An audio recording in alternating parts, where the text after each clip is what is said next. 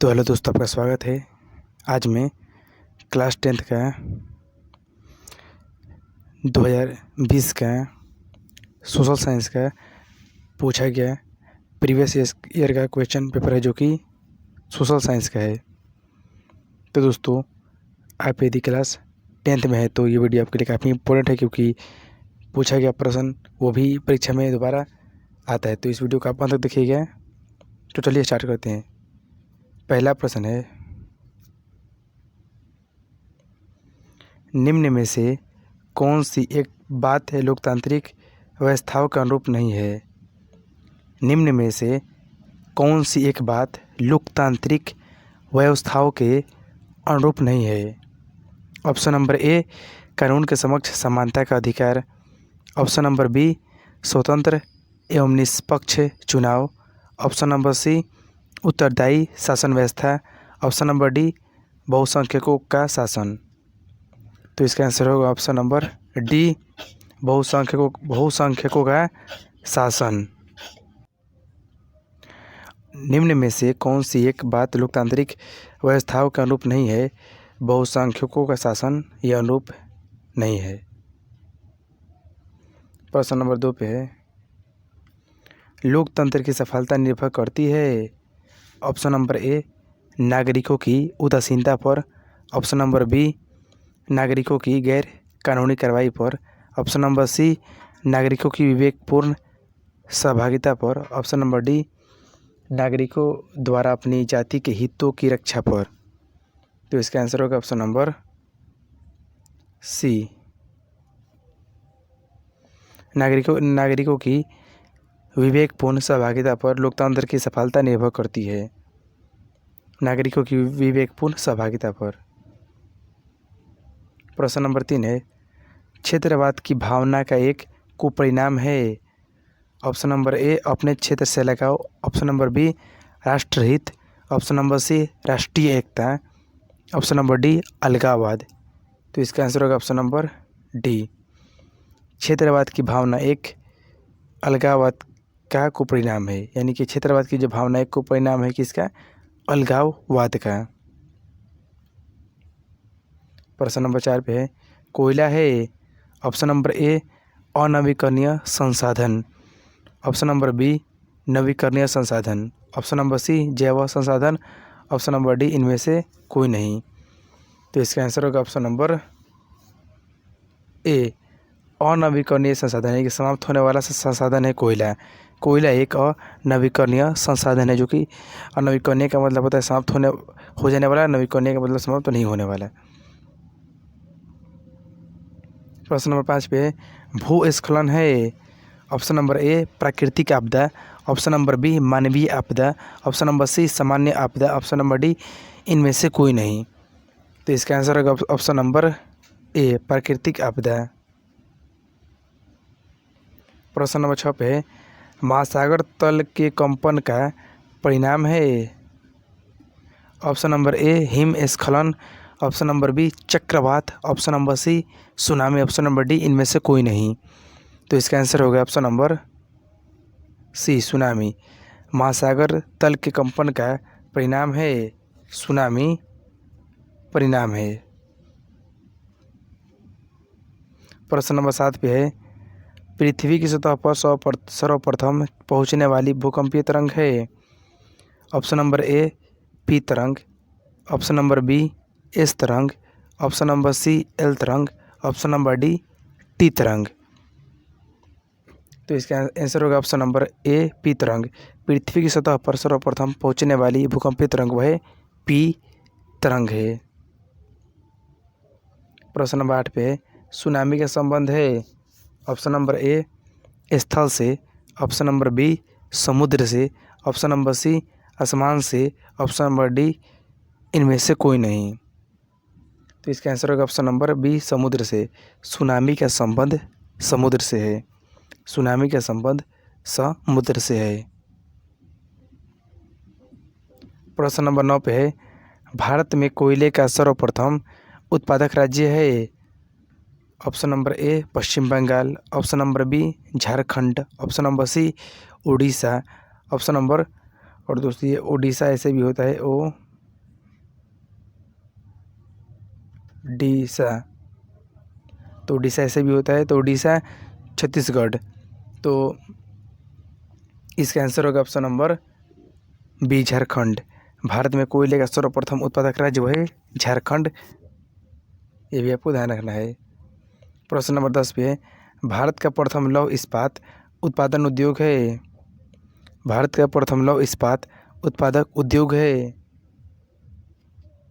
Option number ए, भारतीय लोहा और इस्पात कंपनी।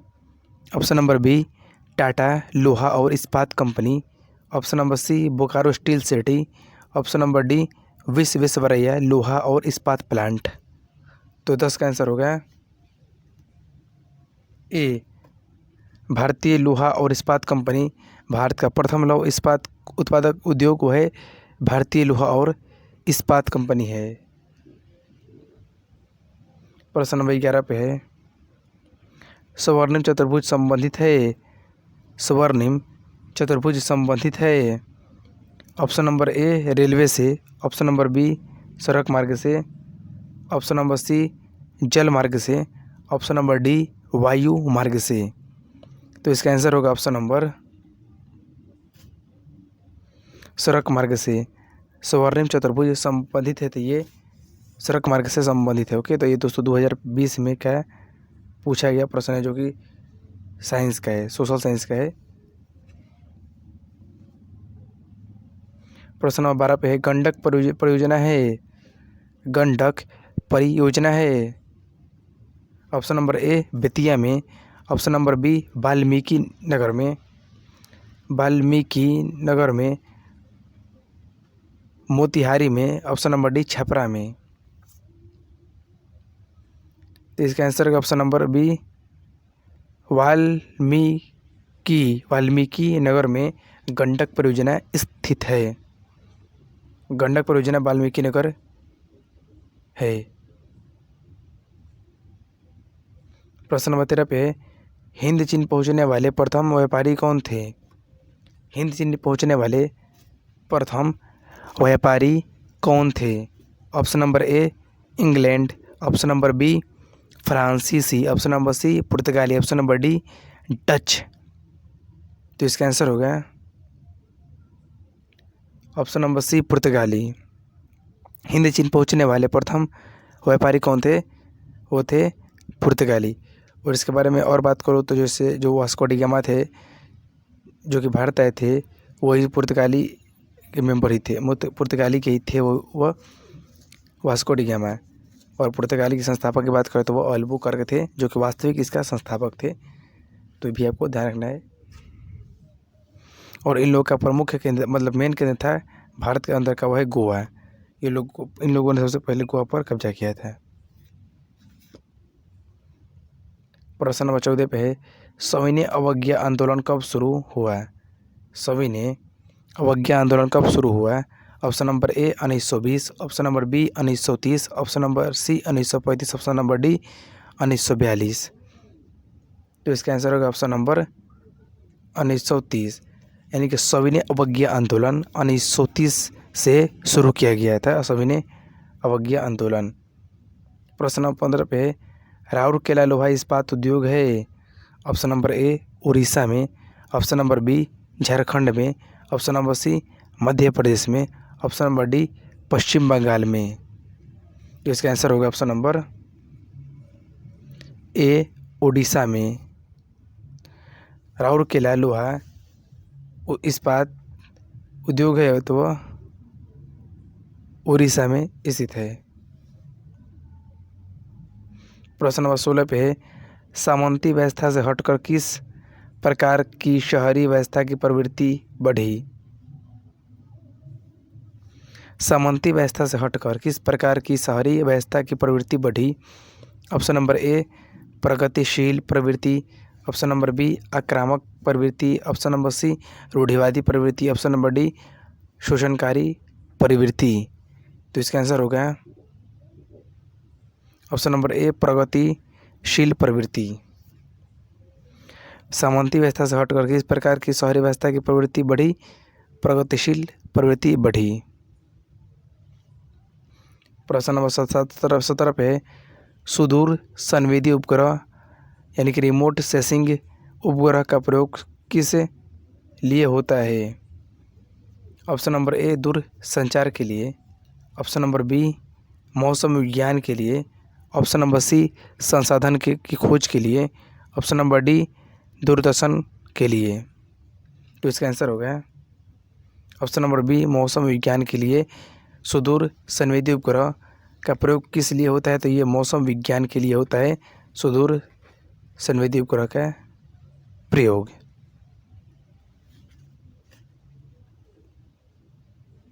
प्रश्न नंबर 18 पे है, निम्न में कौन भूकंप का सर्वाधिक संवेदनशील नगर है?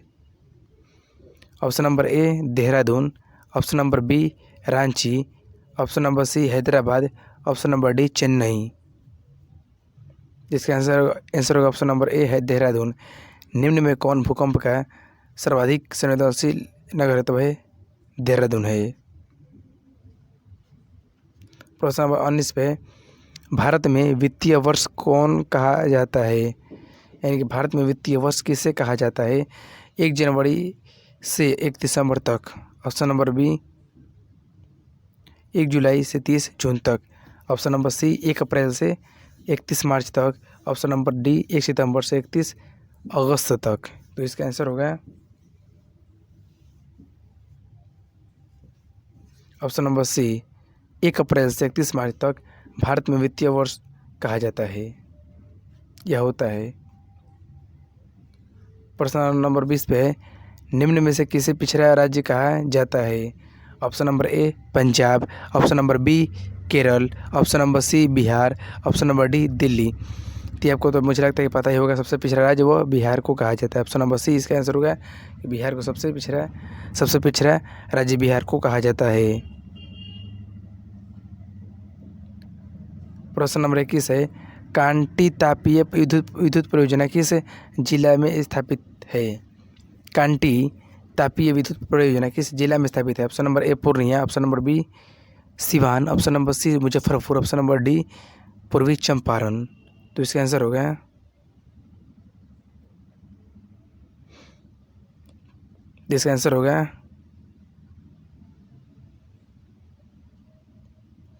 मुजफ्फरपुर। यानी कांटी तापीय विद्युत परियोजना किस जिला में स्थापित है? तो वो मुजफ्फरपुर में स्थापित है। ऑप्शन नंबर 22 पे प्रश्न नंबर 22 पे रेल वर्कशॉप कहाँ स्थित है? Option number A Jamalpur, option number B Bhagalpur, option number C Munger, option number D Patna. तो इसका आंसर होगा option number A Jamalpur. Rail workshop कहाँ स्थित है? तो ये जमालपुर में रेल वर्कशॉप स्थित है, जमालपुर में।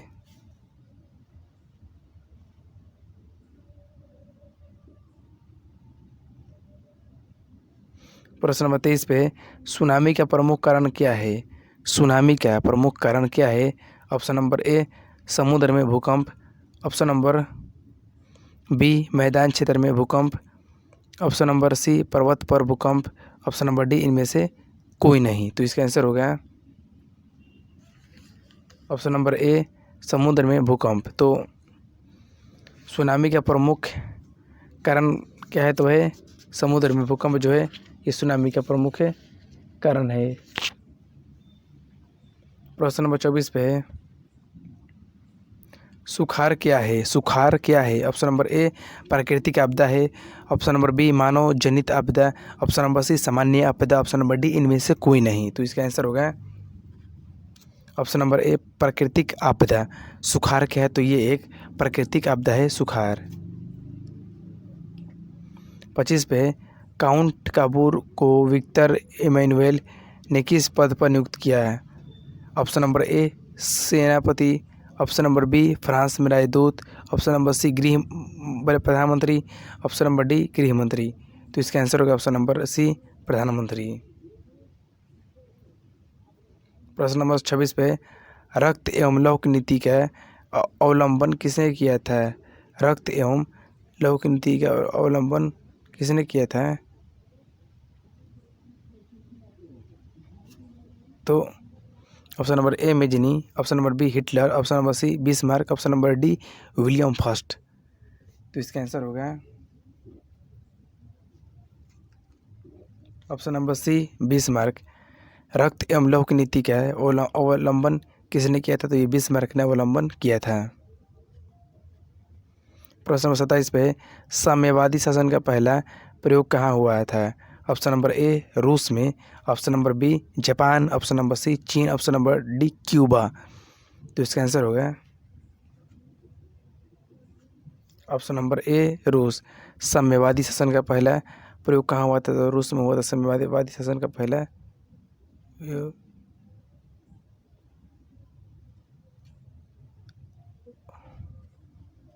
प्रश्न नंबर 28 पे है बोल्शेविक क्रांति कब हुई। बोल्शेविक क्रांति कब हुई। ऑप्शन नंबर ए फरवरी 1917, ऑप्शन नंबर बी नवंबर 1917, ऑप्शन नंबर सी अप्रैल 1917, ऑप्शन नंबर डी सितंबर 1905। तो इसका आंसर हो गया 1917, फरवरी 1917।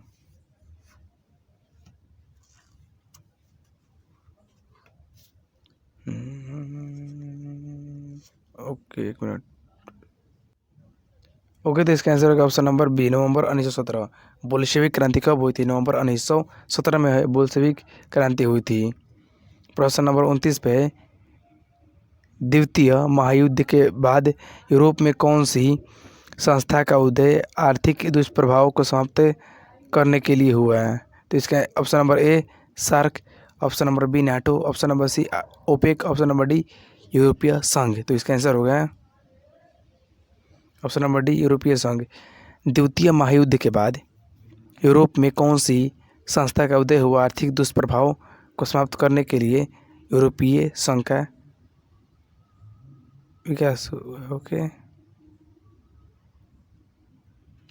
तो इसका आंसर होगा ऑप्शन नंबर द्वितीय महायुद्ध के बाद यूरोप में कौन सी संस्था का उदय आर्थिक दुष्प्रभाव को समाप्त करने के लिए हुआ था, यूरोपीय संघ का हुआ था। प्रश्न नंबर 30 पे है किसने कहा मुद्रण ईश्वर की दी हुई महानतम देन है, सबसे बड़ा तोहफा। Option number A Mahatma Gandhi, option number B Martin Luther, option number C Muhammad पैगंबर, option number D Isa Masih. तो इसका आंसर हो गया option number B Martin Luther. किसने कहा मुद्रण ईश्वर की दी हुई सब महानतम देन है, तो इस बात को मार्टिन लूथर किंग के द्वारा कहा गया था कि मुद्रण जो है सबसे बड़ी देन है। प्रश्न नंबर 31 पे भारत में मतदाता होने की न्यूनतम आयु क्या है। मतदाता मतलब वोटर, वोट देने वाला। तो ऑप्शन नंबर ए 16 वर्ष, ऑप्शन नंबर बी 17 वर्ष, ऑप्शन नंबर सी 18 वर्ष, ऑप्शन नंबर डी 19 वर्ष। तो इसका आंसर होगा ऑप्शन नंबर सी 18 वर्ष। और दोस्तों एक बात मैं बता दूँ, पहले था 21 वर्ष, पहले जो था ये था 21 वर्ष था, फिर इसे कर दिया गया 18 वर्ष संविधान संशोधन करके। तो वही भी इम्पोर्टेंट है कि भारत में मतदाता होने की न्यूनतम आयु क्या है, तो वो 18 वर्ष है, आपको ये ध्यान रखना है। प्रश्न नंबर 32 पे भारत में किस प्रकार की शासन प्रणाली है। ऑप्शन नंबर ए संघीय और अध्यक्षीय, ऑप्शन नंबर बी संघीय और संसदीय, ऑप्शन नंबर सी एकात्मक और अध्यक्षीय, ऑप्शन नंबर डी एकात्मक और संघीय। तो इसका आंसर होगा ऑप्शन नंबर बी संघीय और संसदीय। भारत में किस प्रकार की शासन प्रणाली है, तो संघीय और संसदीय शासन प्रणाली है।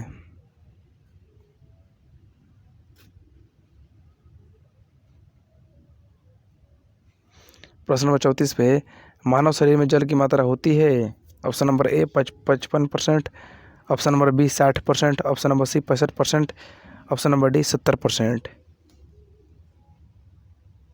तो इसका आंसर होगा ऑप्शन नंबर 65%। मानव शरीर में जल की मात्रा कुल 65% होती है। मानव शरीर में जल की जो मात्रा होती है वो 65% होती है। ऑप्शन नंबर 35 पे, प्रश्न नंबर 35 पे निम्न जीवों में कौन केवल भारत में पाया जाता है, यानी कि इन जीवों में कौन है जो भारत में पाया जाता है। ऑप्शन नंबर ए मगरमच्छ, option number B dolphin, option number C whale, option number D कछुआ। तो इसका आंसर हो गया ऑप्शन नंबर ए मगरमच्छ।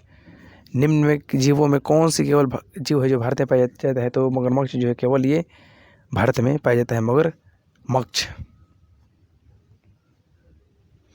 प्रश्न नंबर 36 पे सीमेंट उद्योग का प्रमुख कच्चा माल है।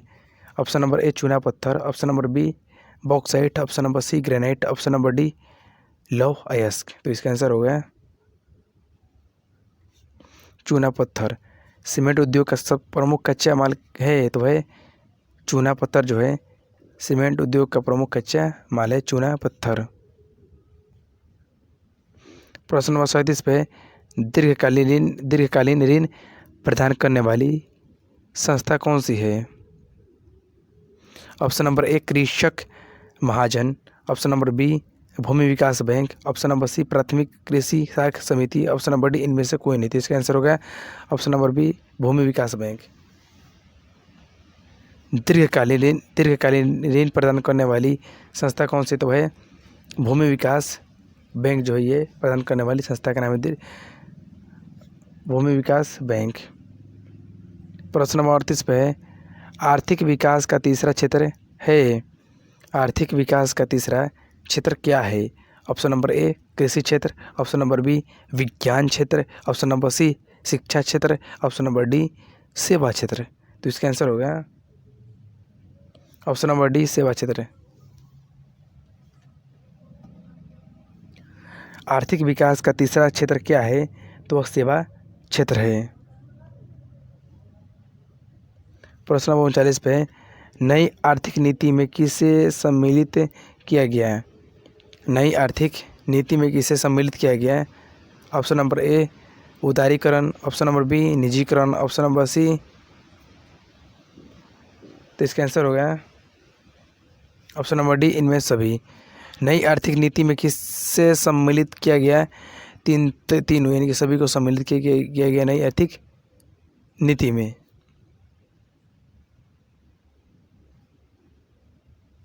प्रश्न नंबर 40 पे है उपभोक्ता द्वारा शिकायत करने के लिए आवेदन शुल्क कितना लगता है। ऑप्शन नंबर ए 50 रुपया, ऑप्शन नंबर बी 70 रुपया, ऑप्शन नंबर सी 10 रुपया, ऑप्शन नंबर डी इनमें से कोई नहीं। तो इसका आंसर होगा ऑप्शन नंबर डी उपभोक्ता द्वारा शिकायत करने के लिए इनमें से कोई शुल्क नहीं लगता है। प्रश्न नंबर 41 पे है उपभोक्ता अधिकार दिवस कब मनाया जाता है। उपभोक्ता अधिकार दिवस कब मनाया जाता है। Option number A 17 March, option number B 15 March, option number C 19 March, 19 April, option number D 22 April. तो इसका आंसर होगा ऑप्शन नंबर बी 15 मार्च। उपभोक्ता अधिकार दिवस कब मनाया जाता है। तब ये जो है 15 पोलैंड से अलग मैं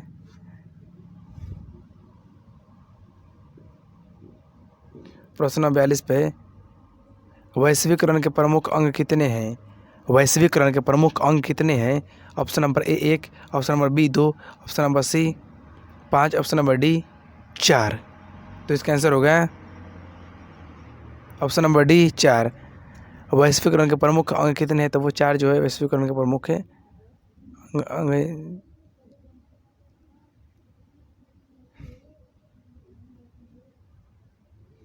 प्रश्न नंबर 43 पे है कौन सी सेवा गैर सरकारी है।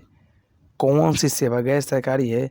ऑप्शन नंबर ए सैन्य सेवा, ऑप्शन नंबर बी वित्त सेवा, ऑप्शन नंबर डी मॉल सेवा, ऑप्शन नंबर डी रेल सेवा। तो इसका आंसर होगा ऑप्शन नंबर सी मॉल सेवा। कौन सी सेवा गैर सरकारी है तो मॉल जो है एक सरकारी सेवा है, बाकी तीनों ये सरकारी सेवा है और मॉल गैर सरकारी सेवा है। प्रश्न नंबर 44 पे है भारत की वित्तीय राजधानी किस शहर को कहा जाता है। Option number A Mumbai, option number B Delhi, option number सी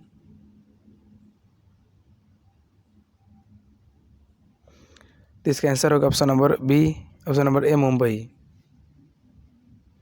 भारत की वित्तीय राजधानी किस शहर को कहा जाता है तो मुंबई को भारत का वित्तीय राजधानी कहा जाता है। किसे मुंबई को। प्रश्न 45 पे संघ राज्य की विशेषता नहीं है। ऑप्शन नंबर ए लिखित संविधान, ऑप्शन नंबर बी शक्तियों का विभाजन, ऑप्शन नंबर सी इकहरी शासन व्यवस्था, ऑप्शन नंबर डी सर्वोच्च न्यायपालिका। तो इसका आंसर होगा ऑप्शन नंबर सी, एकहरी शासन व्यवस्था। संघ राज्य की विशेषता नहीं है एकहरी शासन व्यवस्था, जो है संघ राज्य की विशेषता नहीं है एकहरी। तो इसका आंसर होगा ऑप्शन नंबर सी, एकहरी शासन व्यवस्था। प्रश्न नंबर 46 पे संघ सरकार का उदाहरण है। Option number A America, option number B चीन, option number C Britain, option number D इनमें से कोई नहीं। तो इसका आंसर होगा ऑप्शन नंबर ए अमेरिका। संघ सरकार का उदाहरण है तो अमेरिका जो है संघ सरकार का उदाहरण है अमेरिका।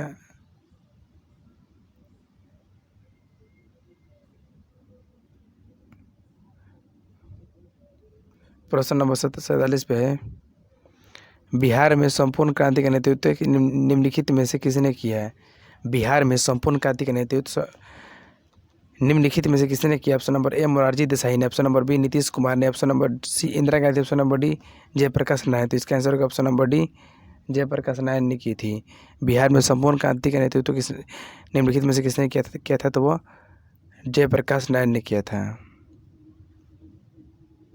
प्रश्न नंबर 48 लोकतांत्रिक व्यवस्थाओं ने निम्नलिखित किन मुद्दों पर सफलता पाई है। ऑप्शन नंबर ए राजनीतिक और असमानता के समाप्त कर दिया है। ऑप्शन नंबर बी लोगों के बीच टकराव को समाप्त कर दिया है। ऑप्शन नंबर सी बहुमत समूह और अल्प समूह के साथ एक जैसा व्यवहार। ऑप्शन नंबर डी समाज की आखिरी पंक्ति में खड़े लोगों के बीच आर्थिक पैमाना कम कर दिया है। इसका आंसर है ऑप्शन नंबर डी समाज की आखिरी पंक्ति में खड़े लोगों के बीच आर्थिक पैमाना कम कर दिया है। तो लोकतांत्रिक व्यवस्थाओं ने निम्नलिखित किन मुद्दों को असफलता पाई है तो समाज की आखिरी पंक्ति में खड़े लोगों के बीच आर्थिक पैमाना कम कर दी है। तो दोस्तों ये थे कितने 47 पूछे गए प्रश्न थे जो कि 2020 के थे। तो दोस्तों ऐसे ही वीडियो के लिए हमारे चैनल को सब्सक्राइब कीजिएगा और लाल बटन को प्रेस कर दीजिएगा और पसंद आए तो लाइक कीजिएगा, चैनल को सब्सक्राइब कीजिएगा। मिलते हैं नेक्स्ट वीडियो में नेक्स्ट सवालों के साथ।